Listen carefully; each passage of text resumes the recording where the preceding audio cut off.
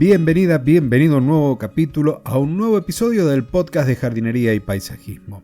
El espacio en donde encontrarás tips, trucos, estrategias y noticias del mundo de las plantas para que puedas tener tu jardín más lindo cada día. En el episodio de hoy vamos a hablar sobre plantas acidófilas y plantas basófilas.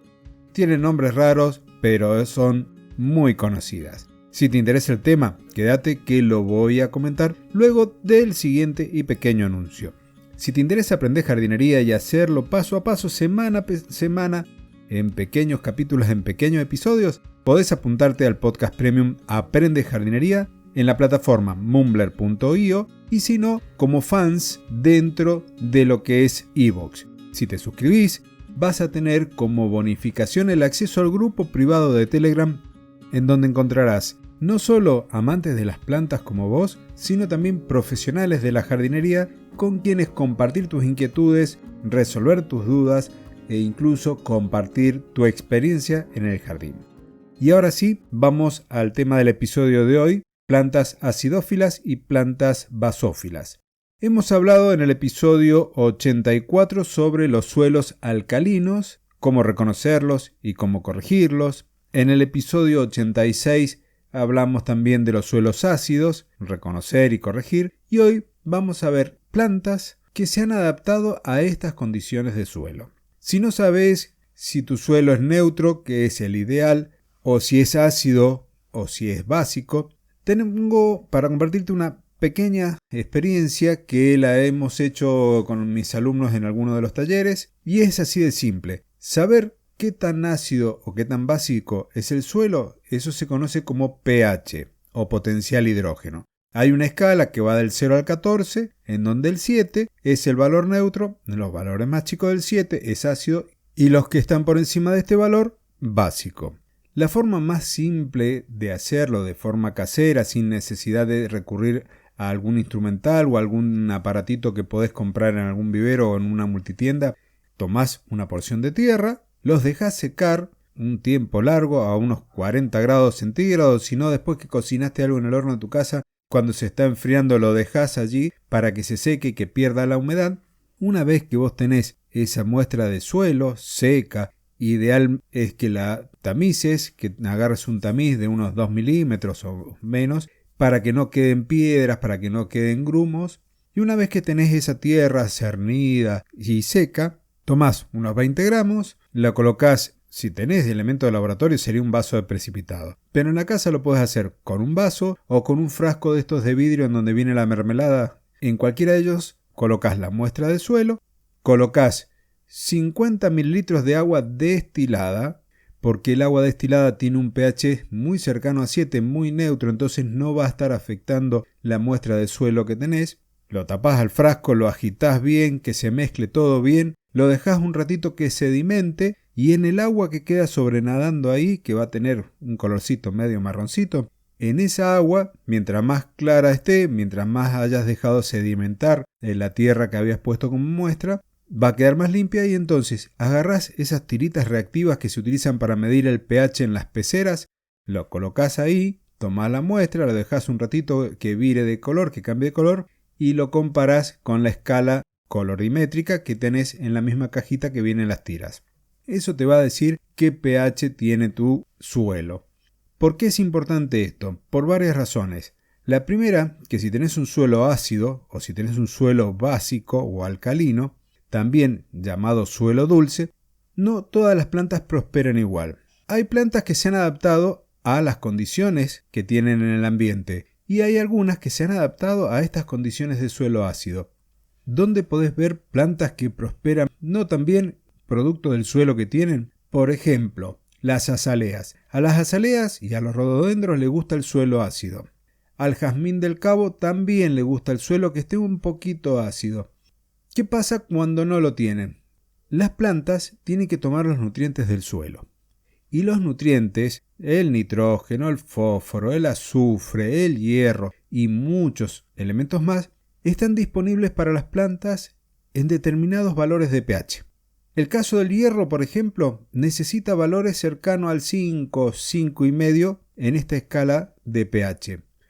Entonces, si lo tenés en tu casa y el suelo es un suelo alcalino, o incluso si el suelo es neutro pero estás regando con un agua dura, como se le llama acá en Mendoza, que tiene muchos calcáreos y hace que sea más alcalina, el jazmín no va a poder tomar el hierro y entonces se van a empezar a poner las hojas amarillas.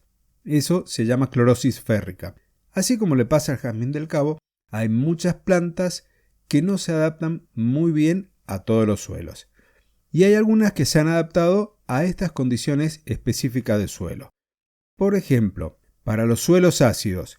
Un suelo ácido podrías llegar a encontrarlo producto de a lo mejor de haber estado regando excesivamente, porque hay mucha materia orgánica y eso baja el pH dependiendo del tipo de materia orgánica. Por ejemplo, debajo de los pinos tenés un suelo ácido. Entonces, tendrías que elegir para ese tipo de suelo plantas que estén adaptadas a esas características. Estas plantas se las conoce como acidófilas.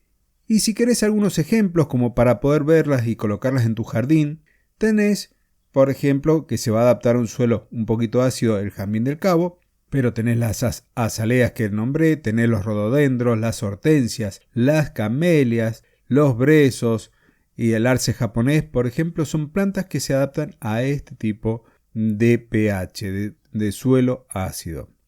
Si el suelo es dulce, como encontré por ahí que se llamaba también a los suelos básicos, vas a tener que buscar plantas que sean basófilas. Y aquí tenemos también un amplio espectro, una cantidad de plantas que se adaptan a estas condiciones, como por ejemplo los alelíes, las clavelinas, las lilas, los clemátides, los alisos, las croscosmias, un arbusto que es muy conocido por el que se usa para topiario como el boj o buxus, y algunas acacias y la catalpa, por ejemplo, dentro de los árboles. Estas están adaptadas a condiciones de suelo más bien alcalino. Eso no quita que, por ejemplo, una clavelina la podamos tener en un suelo con pH neutro. Conocer el pH del suelo de antemano, antes de que empieces tu jardín, es importante para que puedas hacer tu diseño, tu paisajismo, ya pensando en las especies que podés utilizar sin necesidad de hacer modificaciones o correcciones del suelo. No podés hacer el análisis, no podés hacer este control simple que te comentaba recién. Entonces, mirá los jardines de tus vecinos, fíjate qué plantas están bien, cuáles prosperan mejor y te va a dar una idea de la selección de planta que podés hacer. Si ya te encontraste, en cambio, con tu jardín armado y ves que las plantas no están lo linda que tendrían que estar, una de las razones podría ser el suelo. Hacé el control y te fijas. Si tenés un suelo ácido o básico, acordate que tenés el episodio 84 y el episodio 86, en donde te doy algunos consejos, algunos tips para hacer la corrección del suelo allí. Si lo tenés en una maceta o en una matera, como lo llamen en donde vos vivís, tenés más fácil esta tarea. La observación siempre entonces es fundamental. Alguna deficiencia nutricional, como te comentaba la del jazmín del Cabo o de la gardenia, que también se la llama así, es producto del tipo de suelo. Lo mismo le ocurre a otras plantas, por lo tanto, si ves que alguna de las que están en tu jardín comienza a ponerse amarilla o tiene las hojas medio de color marrón y demás, una de las razones podría ser esto: el pH del suelo no es el mejor, no pueden tomar bien los nutrientes que están allí y por lo tanto no crecen bien. De este tema voy a hablar más adelante, veremos deficiencias nutricionales, así que no me voy a explayar hoy en este punto. Hasta aquí entonces el episodio de hoy. Te agradezco que hayas llegado hasta este momento, te agradezco la valoración positiva, el comentario amable. Si estás escuchando desde Apple Podcast, déjame una reseña allí para poder llegar a más amantes de las plantas y de la jardinería. Y ahora sí, muchas gracias y nos estamos encontrando el próximo jueves en una nueva edición del podcast de Jardinería y Paisaje.